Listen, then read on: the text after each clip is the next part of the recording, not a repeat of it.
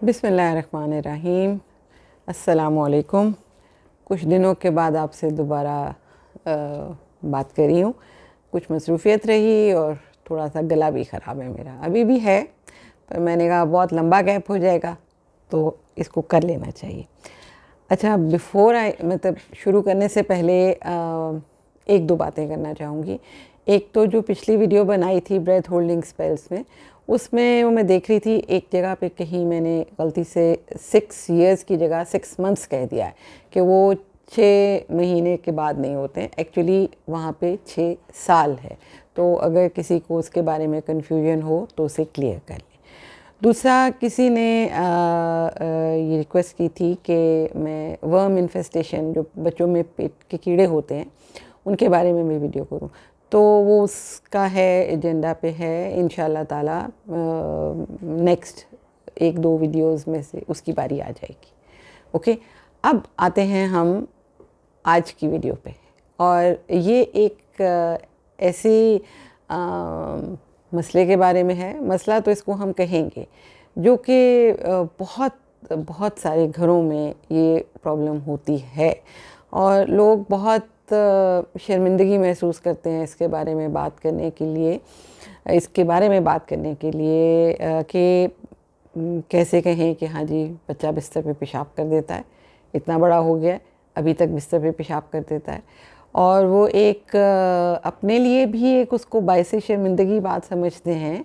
और अनफॉर्चुनेटली कुछ पेरेंट्स इस बात को रियलाइज़ नहीं करते और वो बच्चे में भी अपनी इस सिचुएशन की हैंडलिंग को लेके तो एक एहसास कमतरी पैदा कर देते हैं।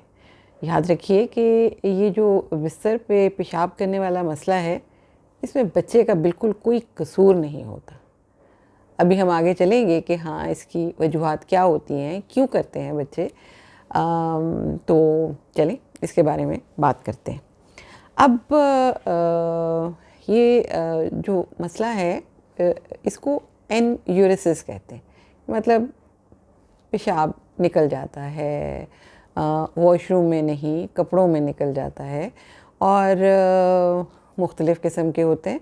कुछ बच्चे वो हैं जो कि दिन और रात दोनों वक्त ही उनके वो होता है ये मसला, उसको डायरनल कहते हैं।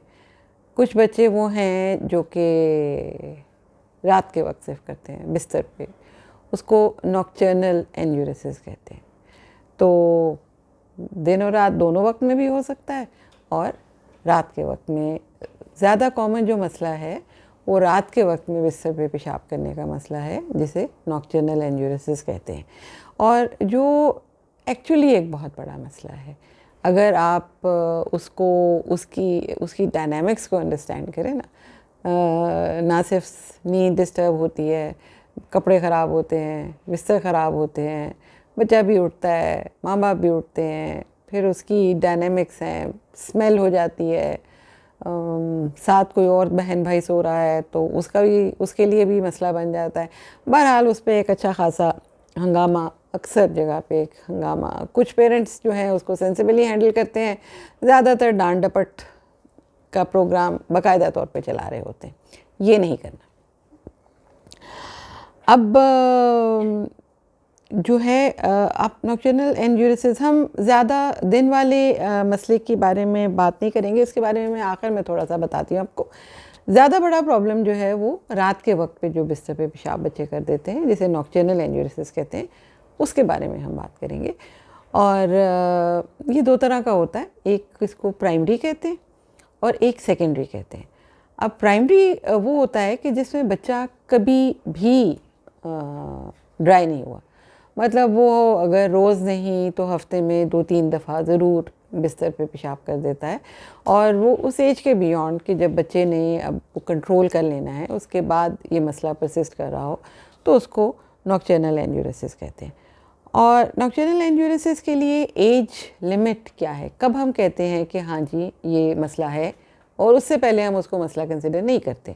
अब कुछ जगह पे इसकी एज लिमिट जो है वो 5 साल गई हुई है और कुछ जगह पे 7, तो बिटवीन 5 to 7 ईयर्स, 5 से 7 साल के दरमियान का पीरियड है, ज़्यादा जो है ज़्यादा जो कॉमनली एज लिमिट ली जाती है वो 5 साल है, और जो दिन वाला है उसको अराउंड 4 साल के करीब, कि 4 साल तक की उम्र के बच्चे को दिन में अपना उसका ब्लैडर कंट्रोल जो है वो सही हो जाता है और वो बीच में पेशाब नहीं करता। बहरहाल जो कर रहे होते हैं कई बच्चे वो दिन में भी उसके एज के बाद भी कर रहे होते हैं, पैम्पर्स माएँ पहना देती हैं, कई दफ़ा ज़ाहिर है मुश्किल होती है, कहीं ट्रैवल करना है कुछ है तो वो अब नहीं है वॉशरूम की फैसिलिटी, तो उससे बेहतर है पैम्पर पहना दें। ये भी फिर एक फैक्टर होता है जिसमें कि कंट्रोल इस्टेब्लिश होने में थोड़ी देर होने लग जाती है। अच्छा, फिर एक तो हमने बात की कि प्राइमरी एंजियोरेसिस है कि जिसमें बच्चा कभी ड्राई हुआ ही नहीं, और एक है सेकेंडरी नॉक्टर्नल एंजियोरेसिस। ये वो होता है कि जिसमें बच्चा तकरीबन 6-7 मतलब अपनी उस एज पे जब उसे कंट्रोल इस्टेब्लिश हो जाना चाहिए उसके बाद तकरीबन वो 6 महीने या उससे ज़्यादा पीरियड भी हो सकता है, लेकिन एक जो लोअर लिमिट है दैट इज़ 6 मंथ्स कि 6 महीने तक जो बच्चा ड्राई रहता है, रात को बिस्तर पे पेशाब नहीं करता, और उसके बाद फिर दोबारा अगर ये मसला होना शुरू हो जाता है तो उसको सेकेंडरी नॉक्टर्नल एंजियोरेसिस कहते हैं। अब इनकी मैं वजूहात दोनों की, प्राइमरी और सेकेंडरी की इकट्ठी बात करती हूँ वरना बहुत लंबी वीडियो हो जाएगी। तो ये होता क्यों है, ये बच्चे बिस्तर पे पेशाब क्यों कर देते कि एक तो जेनेटिक्स का अच्छा, इससे पहले कि मैं उसके कॉजेज़ में जाऊँ, इसमें बताना ये है कि ये तकरीबन कोई जो एज मतलब 5 साल अगर हम लेते हैं तो उसके बाद तकरीबन 15% बच्चे जो हैं उनमें ये मसला होता है, और ज़रूरी नहीं है कि ये जल्दी जल्दी ख़त्म हो जाएगा, कई दफ़ा टीनेज में भी ये मसला चलता रहता है। इवन आई हैव हर्ड के कोई मतलब कॉलेज गोइंग बच्चे भी जो हैं उनमें भी ये वाला मसला बहुत बहुत छोटी परसेंटेज है, लेकिन कई दफ़ा उस एज तक भी ये प्रॉब्लम परसिस्ट कर सकता है। तो उसकी फिर वजह जानना ज़रूरी है, और क्योंकि वजह के हिसाब से ही फिर आप उसको मैनेज करने की कोशिश कर सकते हैं। और फिर ये कि ये लड़कों में ज़्यादा कॉमन होता है अनफॉर्चुनेटली, और भी कुछ मसाइल जैसे लड़कों में ज़्यादा कॉमन होते हैं। तो ये बेड वेटिंग का मसला भी जो है ये रिलेटिवली अगर आप देखें कि लड़के और लड़कियां, तो लड़कों में ये ज़्यादा कॉमन प्रॉब्लम है। और उसके अलावा जिन बच्चों में कोई डेवलपमेंटल डिलेज़ हैं, बिहेवियर इश्यूज़ होती हैं, बिहेवियर प्रॉब्लम्स हैं, इमोशनल डिस्टर्बेंसेस हैं, तो उन बच्चों में भी इसका बेड वेटिंग का इंसिडेंस जो है वो थोड़ा ज़्यादा होता है। अब होता क्यों है, बेड वेटिंग क्यों करते हैं बच्चे? इसमें एक तो जेनेटिक्स का रोल है, फैमिली हिस्ट्री है, इसमें एक पेरेंट हो सकता है, दोनों पेरेंट, बहन भाई, और जो आपके जो करीबी रिश्तेदार हैं, कहीं ना कहीं आपको ये हिस्ट्री ज़रूर मिलेगी, और थोड़ा सा आप अंदाज़ा लगा सकते हैं कि अच्छा उनमें पैटर्न क्या था, कितना अरसा लगा उनको ड्राई होने में, और उससे भी शायद हौसला मिल जाए। लेकिन जेनेटिक्स का डेफिनेटली एक रोल होता है। जहाँ पे ये बच्चों में नॉक्टर्नल एंजियोरेसिस का प्रॉब्लम होता है तो वहाँ पे ये फैमिली हिस्ट्री अक्सर पॉजिटिव होती है। अच्छा, फिर कई जगह प्रॉब्लम ये होती है कि बच्चे का जो मसाना है, जो यूरिनरी ब्लैडर है वो छोटा है, उसकी कैपेसिटी कम है।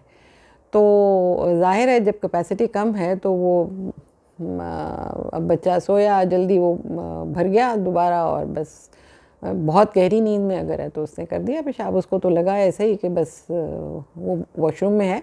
और अक्सर बच्चों से जब आप ये पूछें तो उनको यही हिस्ट्री यही होती है कि जी मुझे तो यही लगा कि मैं वॉशरूम में हूँ। फिर कई बच्चे वो उन सिग्नल्स को रिकग्नाइज़ ही नहीं कर पाते हैं कि हाँ जी अब ब्लैडर फुल है और हमें उठ के वॉशरूम जाना है।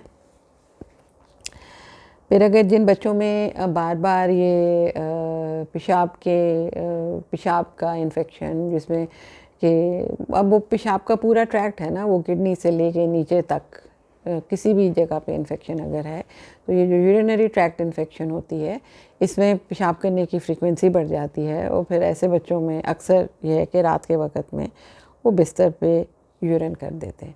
फिर जिन बच्चों में स्लीप डिस्टर्बेंसेस होती हैं, बार बार जाग जाते हैं, या सांस रुकता है जिसको स्लीप एपनिया कहते हैं।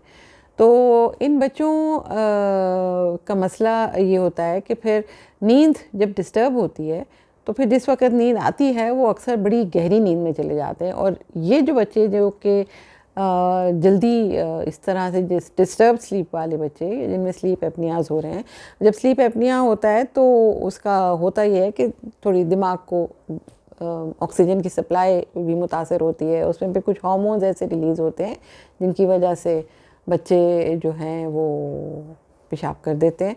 या फिर उसकी एक और वजह ये भी होती है कि बहुत डीप स्लीप में चले जाते हैं और उस डीप स्लीप में उनको फिर अंदाज़ा नहीं होता और उनका बिस्तर पे पेशाब निकल जाता है। फिर कभी कभी जो बच्चे जिनमें के खुदा न खास्ता कोई हार्मोन्स की प्रॉब्लम जैसे डायबिटीज़ है, डायबिटीज़ मेलाइटिस है, शुगर की बीमारी जिसे आम ज़बान में कहते हैं, तो ये कई दफ़ा इसके बारे में पता ही उस वक्त चलता है कि जब बच्चा बिस्तर पे भी, जो पहले से ड्राई बच्चा है वो बिस्तर पे पेशाब करना शुरू हो जाता है। तो इसीलिए अक्सर ये होता है कि जो बच्चे इस तरह के मसले के साथ आते हैं तो उनमें ज़रूर बहुत से डॉक्टर्स जो हैं वो शुगर की बीमारी को रूल आउट करते हैं। और फिर एक और भी बीमारी है जिसको डायबिटीज़ इंसिपिडिस कहते हैं। ये डायबिटीज़ मेलाइटिस से फ़र्क है। डायबिटीज़ मेलाइटिस तो शुगर की बीमारी को कहते हैं ना, कि उसमें शुगर का लेवल ज़्यादा हो जाता है। तो जब ज़ाहिर है खून में शुगर का लेवल बढ़ता है तो वो निकलना कहाँ से, वो पेशाब के रास्ते ही निकलता है। तो जब वो शुगर पेशाब के रास्ते निकलती है तो अपने साथ खूब पानी भी साथ लेके जाती है, तो इसकी वजह से फिर पेशाब बढ़ जाता है और इन बच्चों में फिर प्यास भी बहुत ज़्यादा होती है। इसी तरह एक और मसला होता है जिसको डायबिटीज़ इंसिपिडिस कहते हैं। ये एक दो किस्म के, हम उनकी डिटेल्स में नहीं जाएंगे, लेकिन इसमें भी ये होता है कि पानी ज़्यादा पी रहे हैं और फिर ज़ाहिर है पेशाब भी ज़्यादा आ रहा होता है। फिर जिन बच्चों में कब्ज़ की शिकायत, दायमी कब्ज़ की, जिनको मतलब बहुत ज़्यादा जिनमें कब्ज़ का मसला रहता है और बहुत ज़्यादा ये जो फुजला स्टूल जो होता है बहुत इकट्ठा हो जाता है, तो वो जहाँ इकट्ठा होता है वो फिर वो बिल्कुल मसाने के आगे होता है, तो वो प्रेशर उससे मसाने पे भी पड़ता है, उसकी कैपेसिटी कम होती है और ऐसे बच्चों में भी जो है ये बेड वेटिंग का मसला अक्सर रहता है। फिर ये कि अगर कोई खुदा न खास्ता कोई जो यूरिनरी ट्रैक्ट है उसमें कोई मसला है, कहीं कोई रुकावट है, कोई खुदा न खास्ता कोई स्टोन्स हैं, कोई स्ट्रक्चरल डिफेक्ट है, या कोई जिसे कहते हैं एक वो न्यूरल ट्यूब डिफेक्ट्स की हम बात करते हैं, जैसे पीछे वो हराम मगज़ जिसको कहते हैं वो, और उसकी स्पाइन जो उसकी जो कैनाल है, इनसे रिलेटेड यहाँ उधर अगर कोई मसला है, कोई स्ट्रक्चरल डिफेक्ट है जो कि कई दफ़ा एक्सक्यूज़ मी बच्चों में बाहर एक बालों के गुच्छे की शक्ल में या नीचे लोअर एंड पे कोई एक गड़ा सा ऐसे पड़ रहा हो, उस तरह की कोई अगर चीज़ हो तो ऐसे बच्चों में भी बिस्तर पे पेशाब करने का मसला वो बेसिकली उसमें फिर वही कंट्रोल का मसला आ जाता है। फिर कुछ बच्चे जिनमें के ये वर्म इन्फेस्टेशन, जैसे मैंने अभी बात की थी पहले भी कि हम वर्म इन्फेस्टेशन के बारे में बात करेंगे, तो वर्म इन्फेस्टेशन जिन बच्चों में होती है स्पेशली जो पिन वर्म्स होते हैं। अब ये जो पिन वर्म्स होते हैं ये बहुत छोटे छोटे से सफ़ेद कीड़े होते हैं जो अक्सर रात के वक्त बाहर निकलते हैं और उसके साथ बहुत बहुत ज़्यादा बच्चे को ख़ारिश होती है, वो पखाने के रास्ते के गिर्द और कई दफ़ा पेशाब के वाली जगह पे, वो सारी जगह पे बहुत बहुत ज़्यादा इचिंग रात के वक्त में, ख़ास तौर पे रात के वक्त में हो रही होती है और उसके साथ भी बच्चों में फिर ये बिस्तर पे पेशाब करने का बढ़ जाता है मसला। फिर जो बच्चे जिनमें के साइकोलॉजिकल प्रॉब्लम्स या स्ट्रेस या इस किस्म के मसाइल होते हैं, इन बच्चों में भी कई दफ़ा ये देखा गया है कि जो बच्चे प्रीवियसली ड्राई हैं और खुदा न खास्ता कोई इवेंट ऐसा होता है, जैसे खुदा न खास्ता घर में कोई एक्सीडेंट हो गया, किसी का कोई लॉस हो गया, या कोई नया छोटा बहन भाई आ गया, बच्चों में सिबलिंग राइवलरी बहुत ज़्यादा होती है, वो उस चीज़ को उनके लिए बड़ा मुश्किल होता है उस चीज़ को कबूल करना कि अच्छा उनकी जगह के अब किसी इम्पोर्टेंस अब किसी और को मिलने लग गई है। कई बच्चे इस चीज़ को बिल्कुल कोप नहीं कर पाते हैं, बहन भाई को भी मारेंगे और उसके अलावा इस किस्म के मसाइल उनमें अक्सर शुरू हो जाते हैं कि जो बच्चा भी प्रीवियसली ड्राई है वो बिस्तर पे पेशाब करना शुरू कर दिया, या स्कूल चेंज हो गया, नए स्कूल में एडजस्ट नहीं हो रहा है, किसी स्टूडेंट के साथ झगड़ा हो रहा है, किसी टीचर के साथ मसला हो रहा है, कोई सब्जेक्ट उसको पसंद नहीं आ रहा है, मुख्तलिफ इसकी वजूहत हो सकती हैं। तो इस किस्म के जो प्रॉब्लम्स हैं ये भी कई दफ़ा वजह बन जाते हैं कि जो बच्चे जो हैं वो बिस्तर पे मतलब वैसे बता नहीं सकते अपनी प्रॉब्लम, तो इस किस्म का कोई ना कोई वो बिहेवियर उनमें आना शुरू हो जाता है। अच्छा, अब ये तो उसकी मुख्तलिफ वजूहात थी। इसको असल में ये टॉपिक है थोड़ा सा लंबा, तो इसमें अब मैं आपको अभी इस वीडियो में बस यहाँ तक ही बताती हूँ कि इसकी वजूहात क्या हैं। बहुत से लोग जिनके घरों में ये मसला है वो इसको अंडरस्टैंड करें, इन बातों को एक दफ़ा अपने घर में एनालाइज करके देखें कि अगर आपके बच्चे में ये मसला हो रहा है तो इन वजूहात में से कौन सी ऐसी हो सकती है जो कि आपके बच्चे में उसकी वजह बन सकती है। इन्वेस्टिगेशंस, इसमें बहुत से लोग आते हैं कि जी इसमें टेस्ट क्या करवाने होते हैं, बहुत ज़्यादा नहीं, जैसे आपको वजूहात जो पहले बताई तो उसी से आप अपने बच्चे को एक दफ़ा ज़ाहिर है आपने डॉक्टर के पास, उसके पीडियाट्रिशियन के पास लेके जाना है। तो ज़्यादातर बच्चे के में वो यूरिन की इन्फेक्शन को रूल आउट करते हैं और ये डायबिटीज़ वगैरह जो है इस वाले मसले को हल कर लेते हैं। इसके अलावा अगर कोई और उनको हिस्ट्री लेने के बाद, एग्ज़ामिन करने के बाद कोई ज़रूरत वो महसूस करेंगे तो फिर और इन्वेस्टिगेशन करवा लेंगे। इसके लिए कोई और अल्ट्रासाउंड हो सकता है, अल्ट्रासाउंड करवा लें, कोई स्ट्रक्चरल डिफेक्ट है वो रूल आउट करना है। तो इससे ज़्यादा बहुत ज़्यादा इन्वेस्टिगेशंस करवाने का और बहुत वर्कअप करने की ज़रूरत नहीं होती है। तो उन चीज़ों पे आप अपना वक्त ज़ाया मत करें। अब इसको मैं यहीं पे रोकती हूँ क्योंकि वो मुझे भी अंदाज़ा है वो फिर अटेंशन स्पैन इतना नहीं रहता। तो एक दफ़ा जस्ट टू रिकाउंट कि हमने कॉजेज़ की क्या क्या बात की कि एक तो फैमिली हिस्ट्री हो सकती है, ब्लड साइज स्मॉल हो सकता है, स्लीप डिस्टर्बेंसेस हो सकती हैं, डायबिटीज़ वगैरह हो सकती है, वर्म इन्फेस्टेशंस में हो जाता है, क्रॉनिक कॉन्स्टिपेशन में हो जाता है, स्ट्रेस रिलेटेड हो सकता है, ठीक है, और कोई स्ट्रक्चरल प्रॉब्लम है तो, और यूरिनरी ट्रैक्ट इन्फेक्शंस वगैरह अगर हो रही हैं तो ये कॉमन वजूहात हैं जिसमें कि बच्चों में बिस्तर पे पेशाब करने का मसला हो जाता है। अब हमने इसको मैनेज कैसे करना है ये मैं अब आपको नेक्स्ट वीडियो में बताऊंगी। ओके, अल्लाह हाफ़िज़।